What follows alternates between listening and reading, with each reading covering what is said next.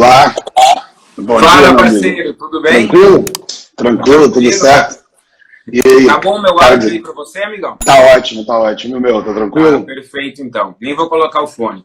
Ok. Tava com ele aqui, mas se você tá com fone, já fica de boa. Já Belmirão, faço brigadão, parceiro, pela tua disponibilidade aí.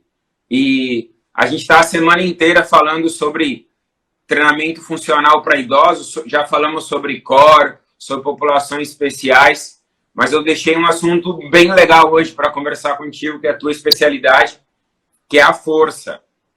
Tá? Então, já queria, de mais nada, aí, agradecer o amigo de estar aqui compartilhando com a galera um pouquinho do teu tempo aí. Tá bom, parceiro? Valeu, Márcio. Queria também, antes de mais nada, agradecer o convite. É uma honra estar aqui contigo, né? Acompanho o seu trabalho já há algum tempo.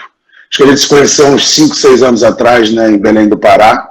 Foi. Desde então eu te acompanho aí, redes sociais, a gente já trocou algumas ideias, né? A gente nunca compartilhou de nenhum projeto juntos, mas a gente acredito que a gente troque essa admiração mútua aí do trabalho desenvolvido academicamente.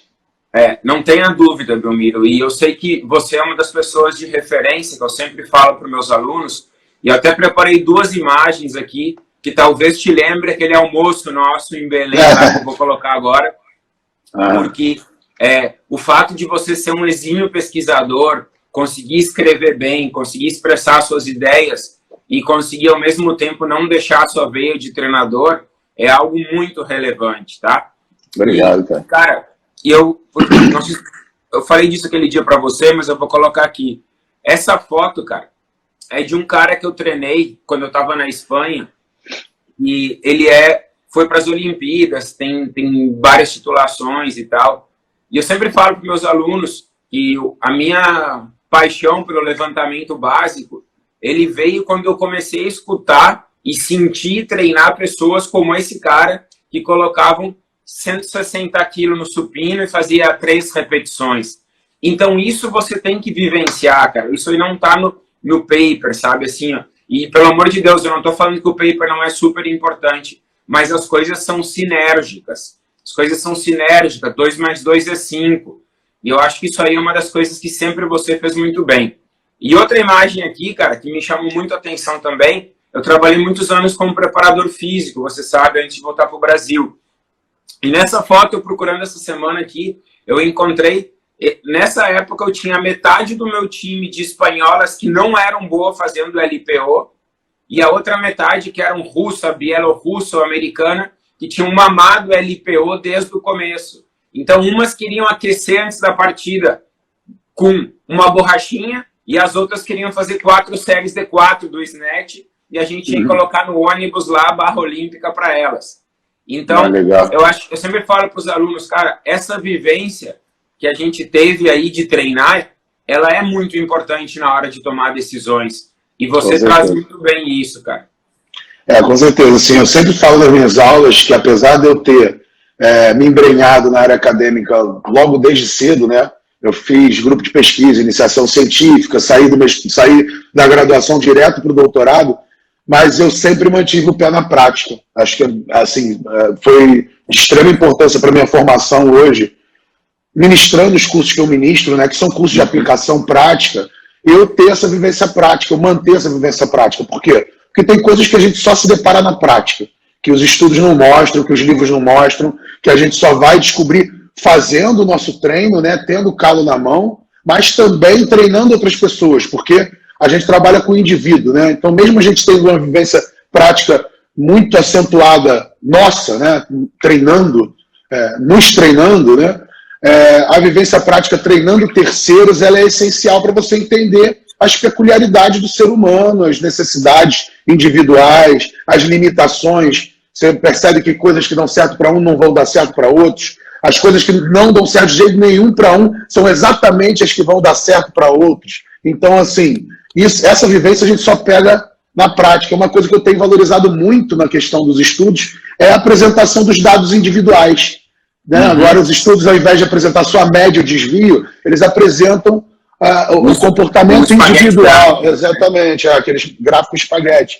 Eu acho essencial isso, porque você vê que tem gente que a maioria pode caminhar numa direção, mas tem gente que caminha na direção completamente inversa, né? Então a gente vê isso muito nitidamente nos estudos. Isso é bom para a galera que lê o estudo entender que não foi todo mundo que respondeu da mesma forma. Tem gente que respondeu mais, menos, outros que responderam completamente de forma antagônica, enfim. Valorizo muito essa vivência prática. E essa questão, cara, de treinar pessoas diferentes, como você falou, cara, ela te dá um olhar de muitas coisas. E sabe que eu sou um cara que não me meto em polêmica, mas às vezes quando fica essa discussão, se eu tenho que fazer só multiarticular ou sem colocar monoarticular, eu venho do treinamento funcional, onde a gente faz quase tudo multiarticular e multiplanar. Mas claro que tem aquele indivíduo que se eu não pegar determinado músculo que não está ativado quando eu quero e não ativar, eu não consigo colocar peso. Com certeza. Essa discussão, para quem está na prática, ela não é nem pertinente, sabe? Não existe, né? Talvez identificar um exercício que é mais adequado para tal ou outro objetivo é uma coisa. Agora, ficar nessa discussão, né, de dispensar exercícios, eu acho também uma discussão de sexo dos anjos. E aquela história, né? Realmente, os multiarticulares vão ter maiores transferências para as atividades da vida diária, para a maioria dos desportos, né? Para o desempenho desportivo, na maioria dos casos. Agora, mesmo nesses casos, e até convivendo agora com powerlifters, eu tenho percebido isso, eu sempre falei muito que powerlifter é o cara que praticamente não faz isolados. E hoje, vivendo com a galera mais atual do powerlifting, a gente sabe que os caras fazem isolados. Eles fazem fases complementares, né? No off eles fazem um pouco mais de isolado, na fase de pré-competição eles retiram um pouco mais dos isolados, mas eles fazem um isolado como um complemento, já que os exercícios básicos nos multiarticulares que eles utilizam, às vezes deixam carente o estímulo para alguns determinados músculos, né? E acaba se desenvolvendo algum desequilíbrio. Enfim, acho que... O meu orientador, que você conhece, Garcia Manso, eu escrevi esse livro com ele sobre LPO. E o outro autor é um cara que desde os 12 anos de idade levanta peso. O LPO não tem nada muito mais articular e tem momentos que eu preciso fazer monoarticular para poder solucionar e baixar o índice de lesão. Exato. Então, acho que é o mesmo caso do powerlifting, né? LPO e powerlifting, eles caminham muito próximo em termos de treinamento, né? Tudo bem que a LPO é mais levantamento de potência do que o powerlifting, que tem esse nome. Né? O powerlifting é força pura. O nome na tradução em português do weightlifting ou powerlifting ficou ruim, né? Mas, beleza. Parceiro, eu vou entrar direto no nosso assunto, que a gente vai conversar hoje aqui. A galera tá me perguntando se vai ter sorteio de livro. Moçada, a nossa meta sempre é 200. Se bater 200 pessoas aí, eu faço o sorteio de livro nesse número que tá em cima. Então, dá o printzinho e se bater 200 pessoas, você manda um zap para aí e a gente faz o sorteio aqui na hora. Só manda um zap com o seu nome e dizendo que quero o livro, beleza? Vai bater sim, daqui a pouco bate os 200 aí. Vamos lá. Vamos lá. Galera, eu vou pedir para aqui. Parceiro, quando a gente...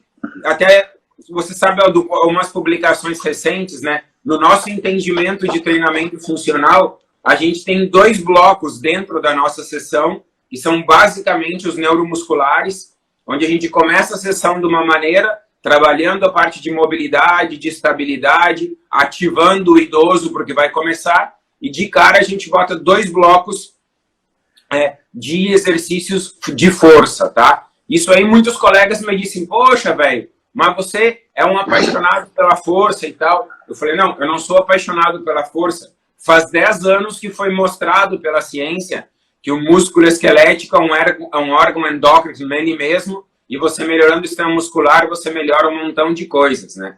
E aí, cara, também, a foto não ficou muito boa, vou botar ela um pouquinho maior, a gente vê que o idoso, além de perder massa muscular, ele perde qualidade, né? Essa infiltração de gordura que acaba afetando muito a qualidade da contração muscular. Então, como é que eu queria começar? Digo, Belmiro, me ajuda a passar para a ideia o teu entendimento, por que o treinamento de força ele é crucial para um idoso? Então, treinamento de força é crucial para o idoso por inúmeros fatores, né?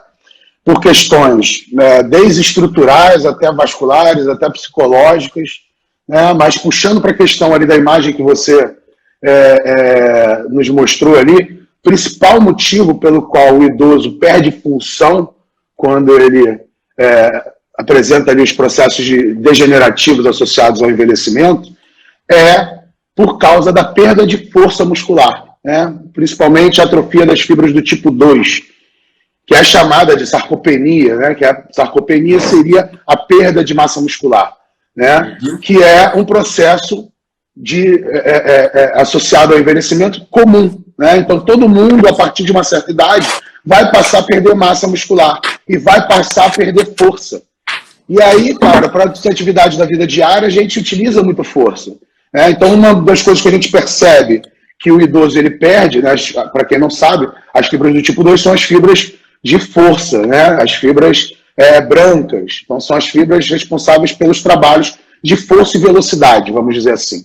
Então, nos a gente vê... Oi, desculpe.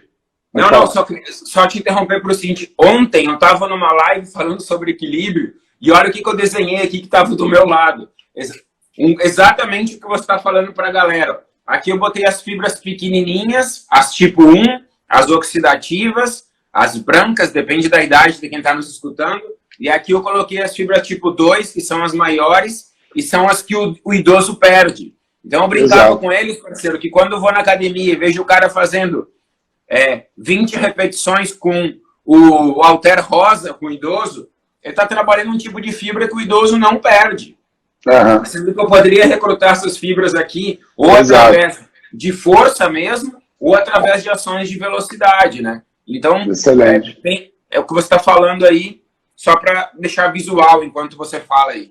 Claro. É aquela máxima, né? Você pega um idoso de 80 anos, muitas vezes ele aguenta meia hora numa fila de banco, mas se ele sentar para ele levantar, ele precisa de ajuda.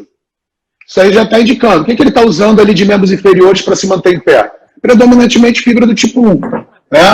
As fibras resistentes, com alta capacidade oxidativa, ou seja, elas têm grande resistência. Né? São as fibras de resistência.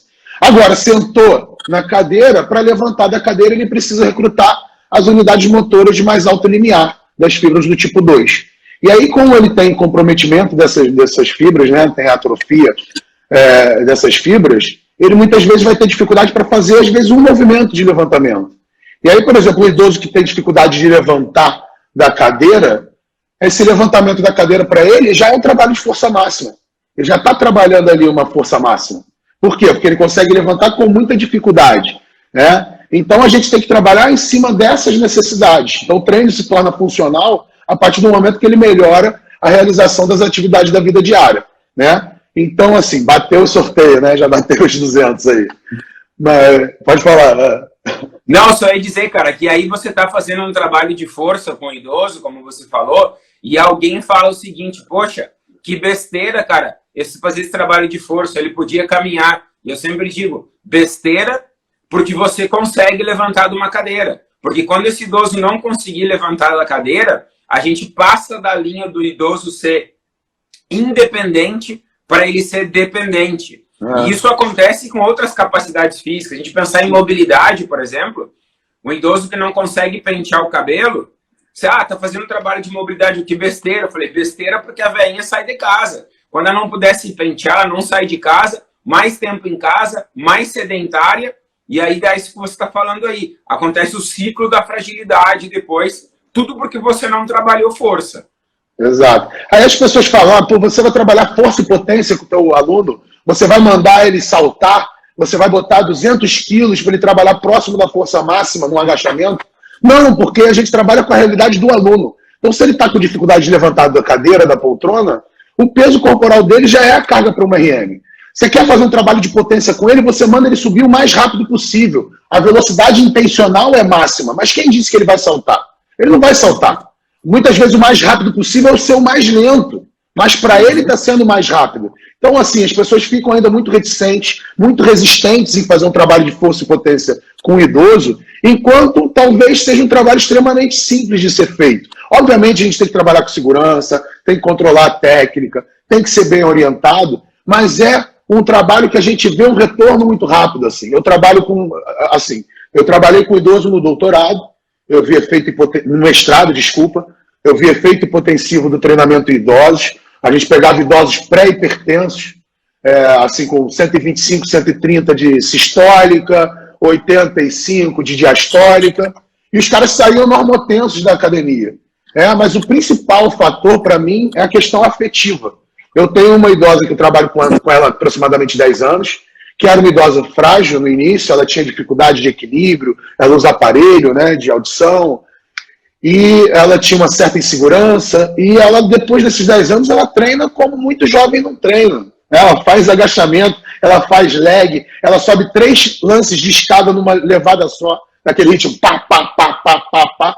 E a gente vê que realmente, pô, não tem como evoluir, as pessoas têm essa resistência também. É só para cessar os processos, né, de degenerativos, é só para frear essa perda. Não, em muitos casos a gente consegue reverter, a gente consegue melhorar a capacidade funcional e tem dados que mostram hipertrofia em idosos de 90 anos. Né? Então, assim, não, o idoso não ganha massa, depende do idoso, depende de como a gente vai abordar, depende de como a gente vai intervir. Tá? E mesmo que ele não consiga recuperar a massa, a função, quase que em 100% dos casos, a gente vai melhorar. Né?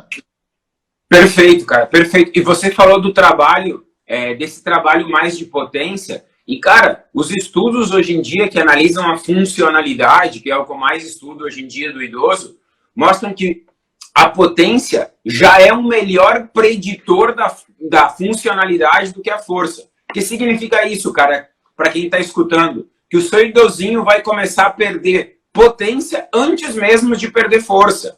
Então você precisa... E antes mesmo de perder massa, né, Márcio? Assim, eu assisti uma palestra agora há pouco tempo do Gabriel Trajano, que é um grande amigo, parceiro também, que estuda idosos, né? E ele mostra uns dados muito interessantes que a perda de força e de potência, ela precede a perda de massa muscular e não o contrário, né? Então, se perde inervação, né, se tem a conversão de fibras tipo 2 em híbridas, e depois você tem atrofia muscular, né? Então, assim, você perde força, sei lá, 5 a 10 anos antes de começar a ter aquela perda significativa de massa muscular, o que a gente acreditava até há pouco tempo ser o inverso, né, Márcio? Perfeito, cara. Cara, o posicionamento do europeu do ano passado, cara, de sarcopenia, sabe qual é o primeiro conceito para você diagnosticar sarcopenia? Perda de força e potência. Então, algumas pessoas dizem, cara, não existe sarcopenia sem dinapenia. Porque a primeira forma de você fazer o diagnóstico é justamente uma perda de força. Eu dei uma aula sobre isso para a galera mostrando o consenso europeu e, meu, é brutal isso. Você precisa fazer força. A massa muscular no idoso vai ser uma consequência. A gente não está aqui dizendo que não é importante. Claro que é importante. Mas como você falou, com você ganhando força, você garante a função. Se eu garantir a função no idoso, né, Belmiro? Eu boto esse cara para ser mais ativo já, tiro ele de casa. E tem uma série de ajustes hormonais aí que são muito favoráveis aí para o que está acontecendo. Por isso que é fundamental aí, moçada, na sessão a gente colocar. E ontem ainda falei com ele sobre equilíbrio, né, sobre prevenção de quedas, e outra vez entra a força, cara. Porque se o idoso for perder o equilíbrio, tiver que se reajustar, ele vai fazer o quê? Com fibra lenta ou com fibra rápida? Então a gente também precisa... E pensando em prevenção de quedas também, tem a questão, né, da fragilidade, da perda de densidade mineral óssea, né? Porque muitas vezes a queda não é por causa do desequilíbrio. A gente tem dados robustos sobre isso. A pessoa tem ali uma perda de densidade mineral óssea, apresenta uma fratura de colo de fêmur e por causa disso cai, né? Tem essa inversão também. Porque até muito tempo acreditou, se a pessoa desequilibra, cai, bate lá com o quadril no chão e quebra o fêmur, né? E há algum tempo já vem se mostrando que em alguns casos não, em alguns casos a coisa acontece de forma inversa, né? A fratura ocorre enquanto a pessoa está em pé, a pessoa não consegue se sustentar em pé e acaba caindo em decorrência de uma fratura que não foi por trauma, né? É por uma perda, uma fragilidade mesmo associada à idade.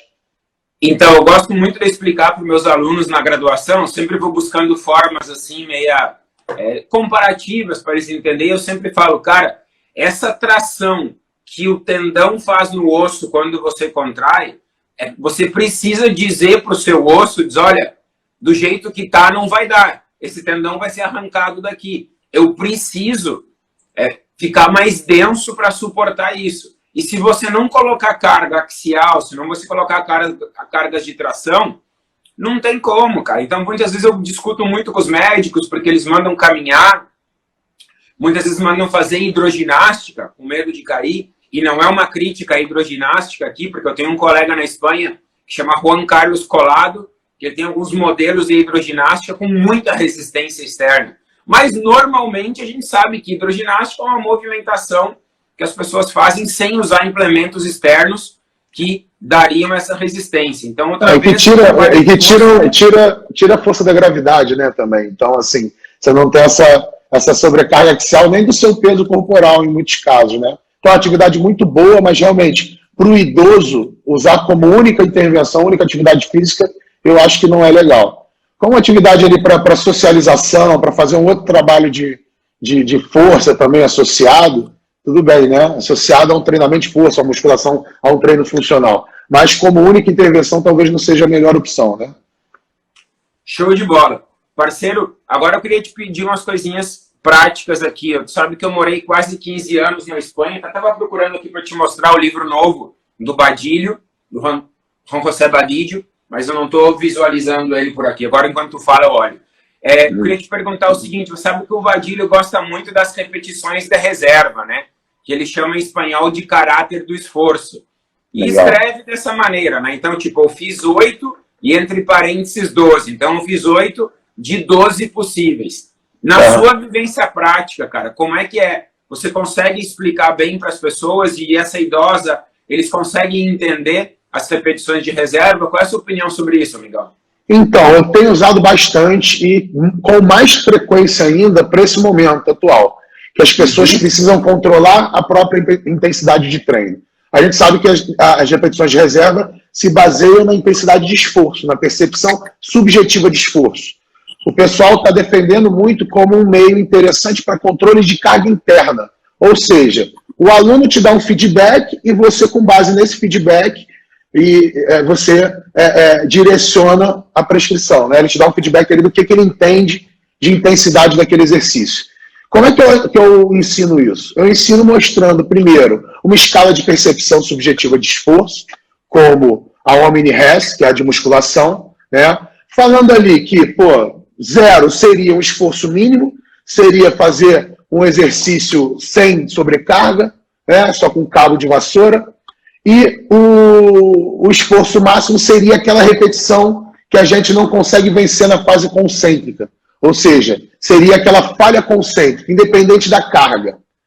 E aí eu falo, se você apontar 7, isso quer dizer que faltam ali 3 repetições para falha. Se apontar 8, faltam 2 repetições para falha.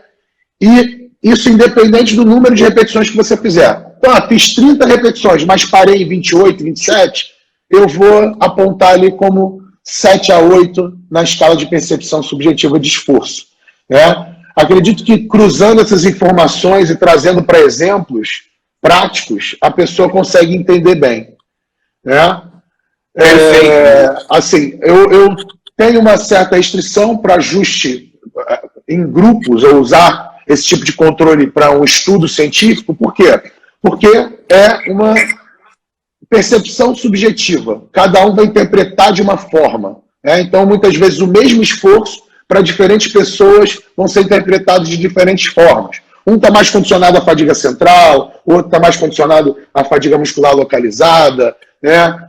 Enfim, acredito que as interpretações aí através da PSE, elas sejam diversas, e por isso o nome é percepção subjetiva de esforço. Agora, para controle individual, para a pessoa fazer o controle de carga interna, para saber se a série foi mais ou menos pesada, ou mais ou menos puxada do que uma série anterior, do que um treino anterior, eu acho extremamente válido. Tá? E para trabalhar nesse momento, porque atualmente, independente do nível de condicionamento, eu tenho recomendado que as pessoas não treinem na falha concêntrica. Porque a gente sabe que a falha concêntrica ela pode gerar ali um pico de cortisol elevado, pode gerar uma baixa de imunidade.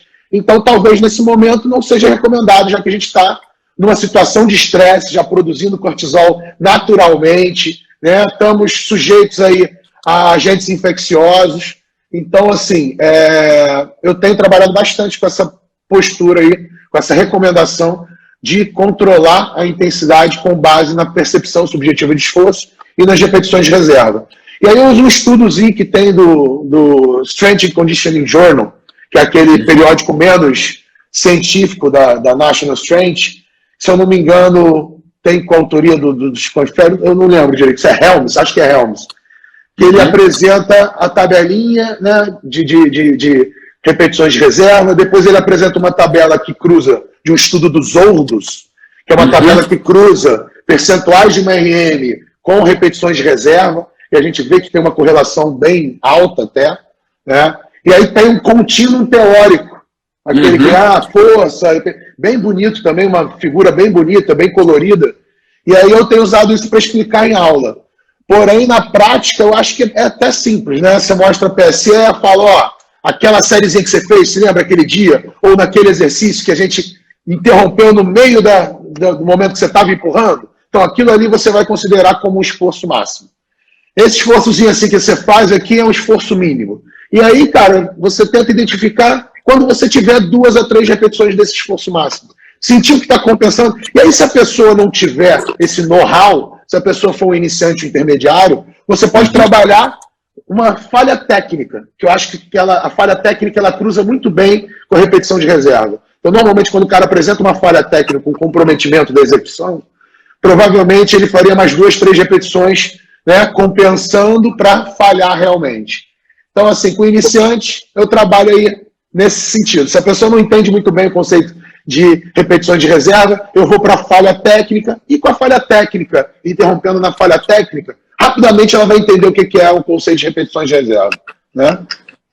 Perfeito, Belmiro. Antes de de falar de alguma pergunta, eu só queria fazer 2 ou 3 comentários que eu estou super de acordo com a repetição de reserva quando ela é individual. Eu uso bastante a PSE, até eu validei uma escala de percepção de esforço para o idoso. Gosto de falar uma linguagem que eles entendem, é uma Omni, mas como as pessoas não sabem o que é a que tem os desenhinhos, e o idoso se identifica muito com isso. Acho super interessante o que você falou.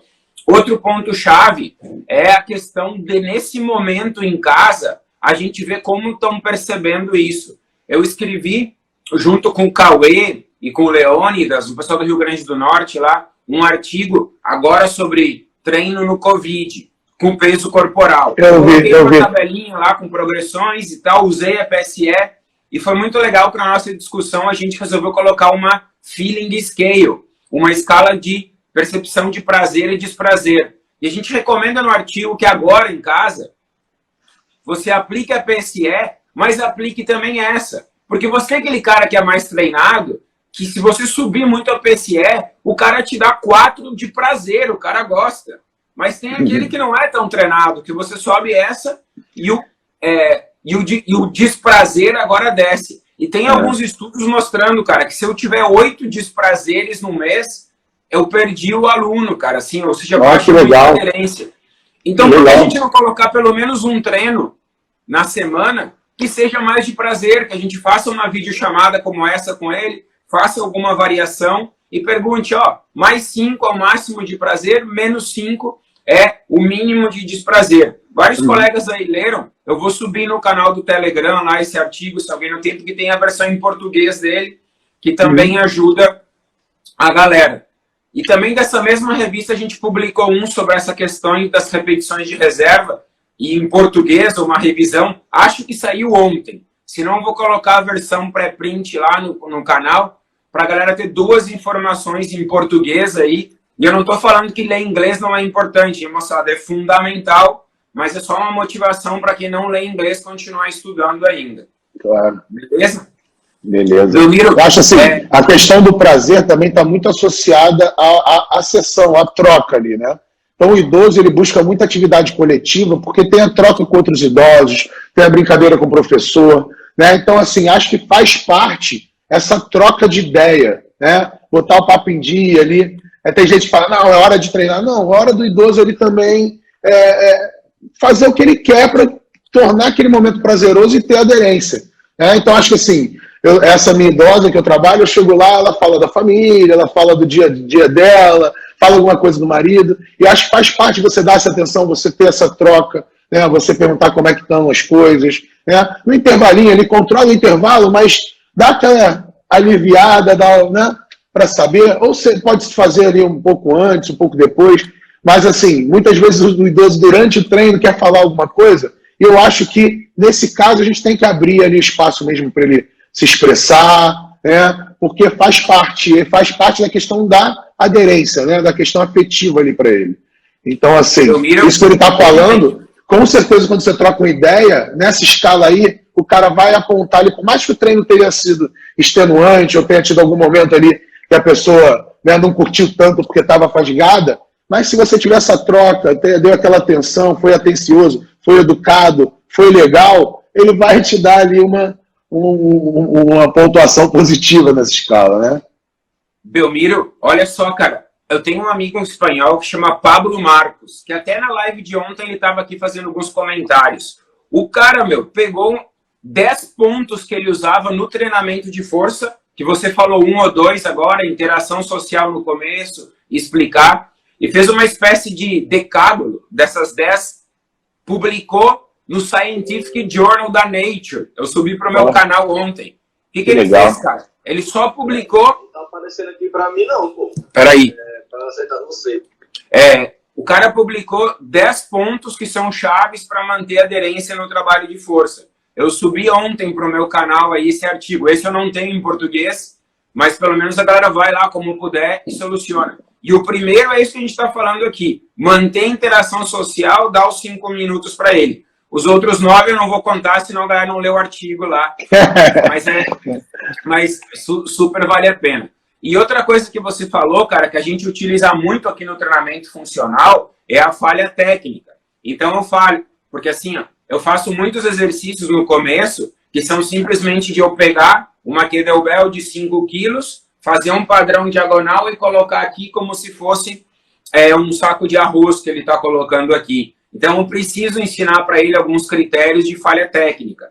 Então, nesses exercícios de transferência para as atividades funcionais, é fundamental a galera controlar muito a parte técnica do exercício, e eu cuido muito isso. Eu acho muito interessante fazer uma avaliação da qualidade do movimento, tipo, com 5 ou 6 pautas, o que é importante para ele agachar, e aí depois, se não agacha bem ou se não empurra bem, eu vou ter que entrar com aqueles isolados ali no começo da sessão, tentando ativar. Então, se eu tenho um serrátil anterior que não entra, não adianta eu pedir para ele puxar uma mesa depois, se esse serrátil anterior não está ativado. Então, eu preciso fazer alguma coisa mais isolada para poder dar essa qualidade. Então, acho que tanto no funcional como na força, a falha técnica do movimento é fundamental. E outra vez é muito importante as pessoas desenvolverem esse olhar de treinador, porque quem não treina não vê falha técnica, sabe? Com certeza, com certeza. Não, e ainda tem a questão da lesão, né? Porque a falha técnica, ela aumenta o risco de lesão, né? Então, assim, independente do nível de treinamento, independente do grupo que a gente está trabalhando, trabalhar com base na falha técnica é algo extremamente importante, né? Então, assim, por mais que a gente esteja falando com um powerlifter, um crossfitter, né? Eu acho assim, eu não sou um entendido de crossfit, porém, o pouco que eu entendo e o pouco que eu vejo, e assim, que eu sei de lesões, eu associo a trabalhar, por exemplo, movimentos como LPO até falha concêntrica, né? Você transpõe a falha técnica, ainda faz um monte de movimento compensando até não conseguir mais levantar o peso. Fora aquelas outras alterações técnicas para aumentar a eficiência mecânica, né, para você ter um mínimo de dispêndio energético possível, mas que geram estresse em estruturas articulares e tendineiras, como é o caso daquela barra butterfly, né, aquela barra que eles fazem pendulando. Aquilo ali vai mais, né, gera um estresse, gera um tranco de tração no ombro, que em longo prazo vai dar problema, né? Vou pegar o meu ombro aqui, cara, porque o que você falou, faz tempo que eu quero falar, mas tenho medo da galera do CrossFit me bater. Galera, olha só, uma coisa que o professor Belmiro falou e que a gente tá muito de acordo, é que é o seguinte, cara, assim, ó, tanto faz ser idoso como não idoso, quero mandar um abraço pra galera da BK Training que tá com a gente aí. Eu preciso respeitar a minha mobilidade, cara. Então, se o idoso leva o braço até aqui, ou o seu aluno leva o braço até aqui, como é que eu vou fazer um snatch com ele no primeiro dia se a minha mobilidade não vai até aqui, cara? Então não adianta você querer a base de um impulso ou a base de qualquer outra situação, porque senão você vem para cá a base de estruturas passivas que estão sendo modificadas. E eu não tenho controle motor nenhum aqui. E as repetições de alto volume e com repetições, eu falo muito do cross-training, como tu sabe, é um assunto que eu sou apaixonado.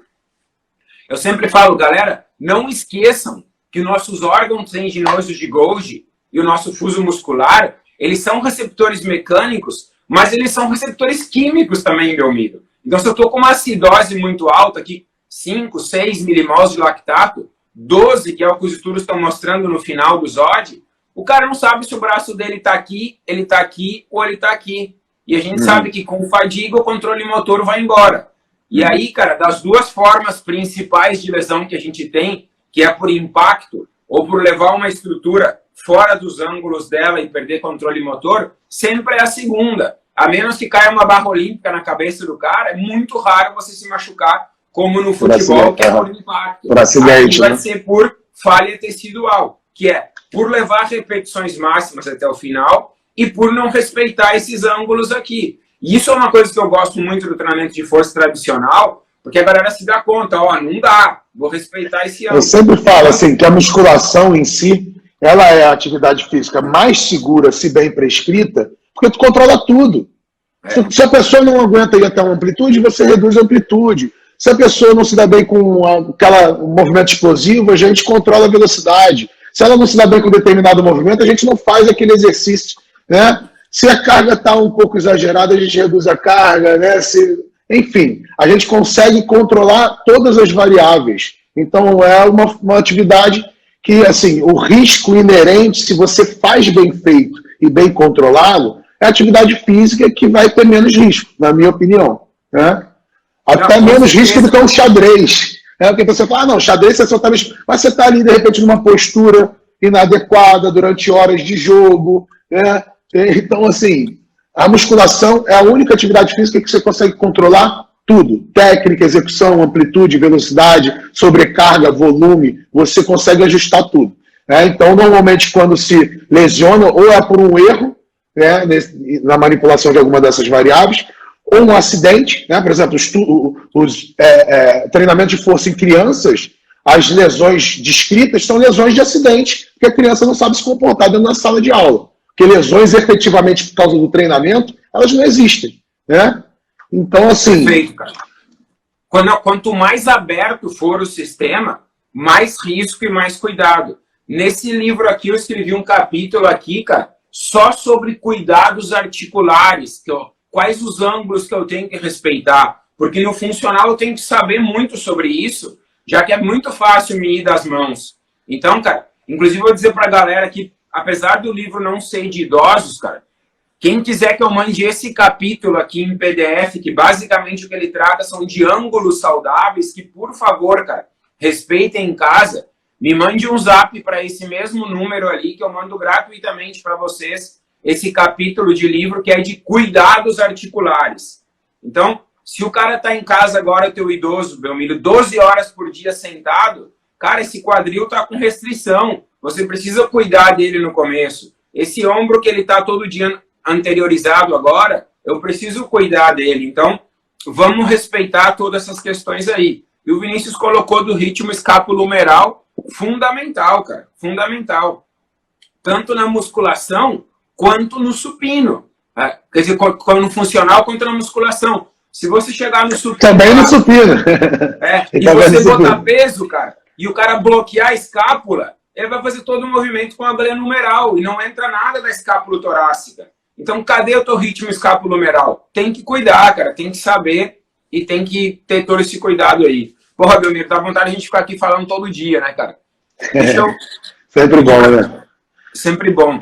Tá. Galera, então manda o capítulo de livro para vocês aí, para esse zap aí sobre cuidados articulares, tá? Printa que eu não quero deixar a fotinho ali para não ficar muito ruim da gente se ver aqui. Só manda o zap e eu mando o capítulo para vocês ali, que eu acho que vai ajudar bastante agora, tá bom? Belmiro, tinha uma pergunta aqui, não sei se eu vou achar ela no meio de tanta pergunta, mas que Tá aqui. É sobre cuidados cardiovasculares. Qual que você acha que precisa ter de cuidado, assim, 2 ou 3 pontos chaves que você gosta de dizer quando vai começar um trabalho de força? Então, na verdade, a gente tem muita coisa hoje na literatura sobre efeitos vasculares em idosos. A gente tem grandes benefícios sobre a pressão arterial, sobre praticamente todas as doenças cardiovasculares. Na verdade, hoje, eu estava até conversando com o Pietro Manarino numa live dessas, a gente não tem nada em termos de doença ou de condição de saúde que não possa ser melhorada pelo treinamento de força. Né? Então, hoje, treinamento de força e musculação, ela podem ser vistos como intervenções universais para qualquer tipo de patologia, vamos dizer assim. Né? Se eu tiver enganado, pode falar aí, Márcio, mas eu desconheço, até falei com ele, esclerose lateral amiotrófica talvez seja uma contraindicação. O Pietro falou, não, dependendo da fase, a musculação vai ser benéfica para quem tem esclerose lateral amiotrófica. Eu falei, então, pô, não sei no que a musculação, quando bem conduzida, pode ser prejudicial. Tá? Então, para saúde vascular, a gente hoje tem posicionamentos, né, publicados da American Heart Association, da Circulation, que é a principal revista de efeitos vasculares, né, de saúde vascular, vamos dizer assim, né, porque não é só exercício de forma universal, mas a maior órgão e a maior periódico do mundo, recomendando a musculação para as mais diversas doenças cardiovasculares que a gente pode encontrar. Né? Então, a doença cardiovascular, a musculação, ela pode ser benéfica, por exemplo, para a doença venosa crônica. Então, a pessoa tem lá aquela varize no tornozelo, só dela fazer uma flexão plantar, ela já melhora o retorno venoso, já melhora a doença vascular crônica, as ulcerações, né? Doença venosa crônica, as ulcerações de decorrência disso, né? Que são aquelas lesões próximas ao tornozelo. Isso já é facilmente não, né? Mas rapidamente revertido, né? Em parte, pelo menos, por um treino de musculação. A hipertensão arterial, a musculação ela hoje é vista como a principal intervenção não farmacológica no tratamento da hipertensão. Né? Então, assim, a gente, inclusive lá na UFRJ, já estudou muito isso. A Ingrid é especialista nessa parte. Né? Então, a reatividade vascular, a resposta inflamatória, as citocinas pró-inflamatórias e anti-inflamatórias, né? O perfil inflamatório ele melhora em resposta ao treinamento. Perfil lipídico, sensibilidade à insulina, enfim. Né? Em termos vasculares, a musculação talvez seja o santo grau, vamos dizer assim. Né? Agora, cuidados. Durante muito tempo se preocupou, né? Eu vi que algumas pessoas perguntaram sobre treinamento isométrico. Então, durante muito tempo, recomendou-se que se evitasse o treinamento isométrico. Hoje já se fala que o treinamento isométrico é benéfico para essa população. Talvez deva se evitar apenas a manobra de Valsalva, se bem que tem estudo novo dizendo talvez que a manobra de Valsalva talvez não seja tão prejudicial assim, né? Mas os posicionamentos atuais recomendam que se evite a manobra de Valsalva, porque aumenta a pressão intraabdominal e pode repercutir em aumentos da pressão arterial. Tá? Durante muito tempo falou-se em séries muito longas serem evitadas, em alguns casos fala-se para evitar a falha, mas tudo vai depender de cada caso. Tá? No caso das séries longas, teria aquela questão de aumento no duplo produto. Então, talvez fosse interessante fracionar essas séries. Né? Mas hoje já tem recomendações para você fazer treinamento isométrico de 1 minuto ou mais de 1 minuto, então que já contradiz isso que eu estou falando. Então, assim, tem muita coisa nova saindo e, na verdade, contraindicação é para o trabalho mal feito. Né? Um trabalho bem feito não tem grande contraindicação. Por enquanto, recomenda-se evitar a manobra de Valsalva, né, que é prender a respiração durante um levantamento pesado. Talvez não realizar séries muito prolongadas, em alguns casos, né, mas não é uma determinação geral hoje em dia. Já tem caminhos diversos, né? Pô, se o Pedro falou isso, quem somos nós, né, cara, para falar o contrário? Mas assim, cara, eu super concordo com isso. Pô, essa parte inflamatória, a gente tem visto coisas incríveis com o treinamento funcional. Eu te mandei 2 artigos hoje lá, da Experimental de Gerontologia, que nós publicamos. E, cara, o meu orientador falava uma coisa muito simples. Ele foi dos primeiros caras que, quando falava de capacidades físicas, Ele colocava força aqui em cima do triângulo e aqui embaixo a resistência e a velocidade. E dizia que você fazer velocidade é você fazer força, contrações à máxima velocidade possível, e a resistência é você manter essa contração muito tempo. Isso aí, para mim, foi muito inovador há 20 anos atrás, e hoje em dia a gente cada vez se dá conta que o olhar tem que ser para o músculo esquelético, que é o motor que faz as coisas. Então, às vezes, no caso do idoso, não precisa...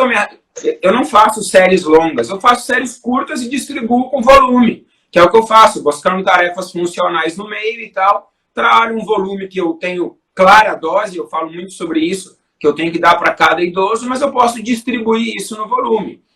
Até porque se a gente for pensar num estímulo de longa duração, a gente tem que baixar a carga. E a gente já falou que para o idoso, por exemplo, é importante trabalhar com uma carga ali, que seja uma carga de força, uma carga de potência. Né? Isso vai denotar, vai exigir que sejam realizadas menos repetições. Então, assim, não é a duração, né, do estímulo, não é o tempo sob tensão, porque a gente viu que tem recomendações para treinamento isométrico até relativamente longo, com durações longas por série. Né? Mas seria justamente conseguir cruzar a carga ideal com um estímulo cardiovascular interessante. E a gente está pensando não só no vascular, a gente não está tratando só a hipertensão do idoso, a gente está tratando a hipertensão associada com a perda de função em decorrência dos processos degenerativos. Então a gente tem que pensar globalmente, não é pensar o que é bom para a hipertensão. Não, a gente tem que saber o que é bom para a hipertensão, porque teu aluno é hipertenso. Mas teu aluno não está tendo perda de força, não está tendo dinapenia, então você tem que pensar também para como prevenir essa perda de força em associação com o efeito vascular positivo.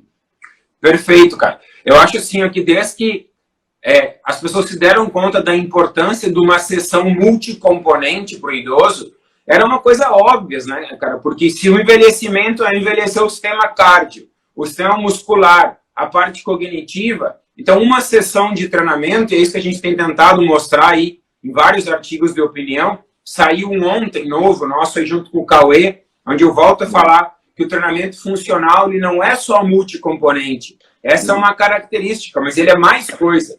Porque eu posso ser multicomponente e não estar focado na função. Mas é que envelhece todos esses sistemas. Então eu tenho que pensar numa sessão de treinamento que ataque, como falam os Yankees, os americanos, eu tenho que atacar, eu tenho que contrarrestar todos esses aspectos do envelhecimento na mesma função. Sendo que a força é o principal, mas não o único.